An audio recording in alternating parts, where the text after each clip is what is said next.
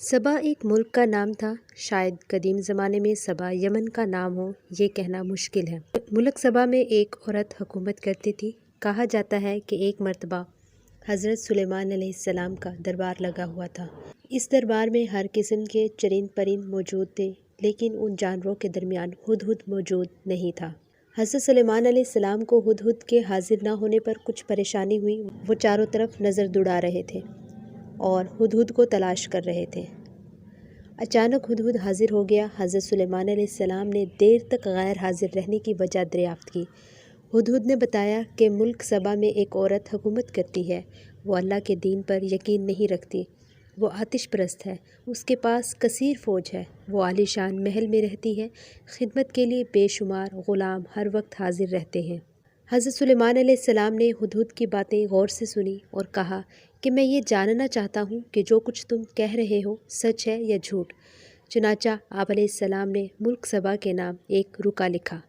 आप अलैहिस्सलाम ने सबसे पहले बिस्मिल्लाह लिखा और यूँ तहरीर किया, ये ख़त सुलेमान अलैहिस्सलाम की तरफ से है।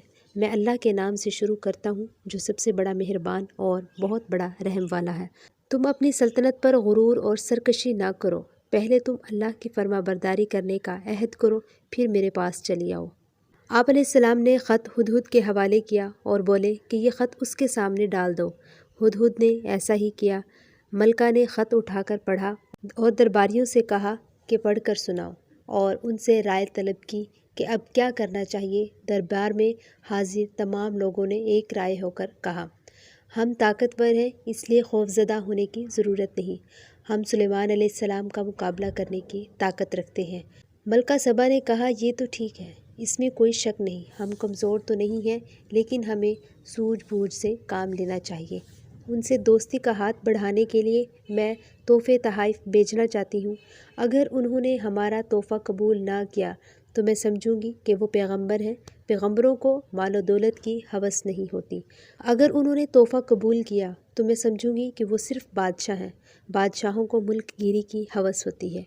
मैं इस बात से खौफज़दा हूँ कि बादशाह जिस मुल्क में दाखिल होते हैं वहाँ तबाही मचा देते हैं, हर चीज़ को तबाह बर्बाद कर देते हैं।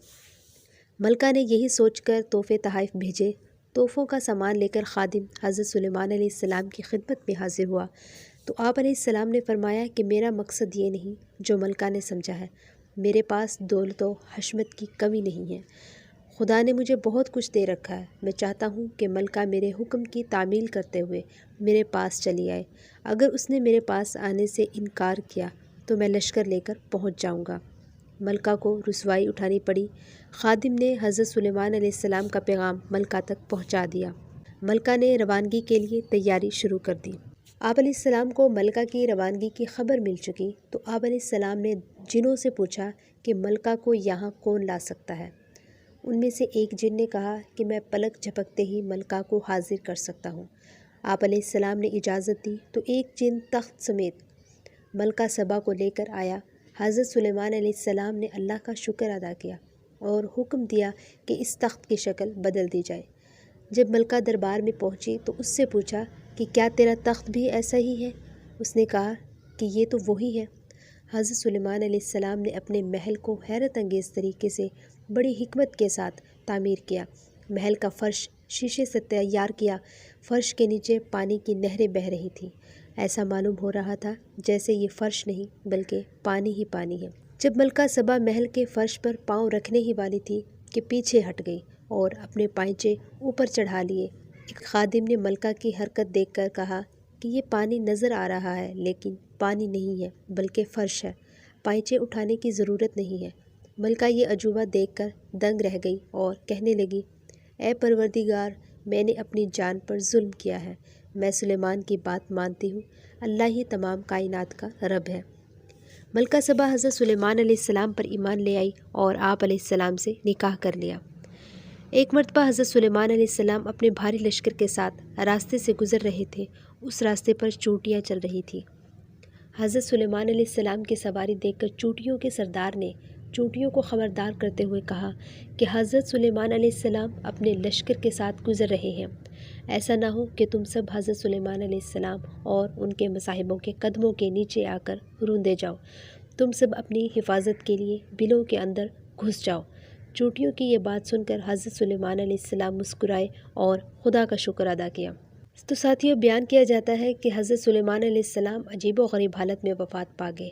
آپ علیہ السلام ایک مقام پر عصا ٹیک کر کھڑے رہے اور اسی حالت میں آپ علیہ السلام کی روح پرواز کر گئی، لیکن آپ علیہ السلام گرے نہیں۔ آپ کی وفات سے سب بے خبر تھے۔ جب عصا کو دمک چاٹ گئی تو آپ علیہ السلام گر پڑے۔ اسی وقت جنوں، چرند اور پرند کو آپ علیہ السلام کی وفات کی خبر ہوئی۔ تو ساتھیوں، یہ بھی ایک قصہ ہے۔ اگر آپ میرے چینل کو سبسکرائب کر لیتے ہیں، ویڈیو کو لائک کریں اور کمنٹ میں ضرور بتائیے کہ میں اس کا اگلا پارٹ آپ کے ساتھ شیئر کروں۔ تھینک یو، جزاک اللہ۔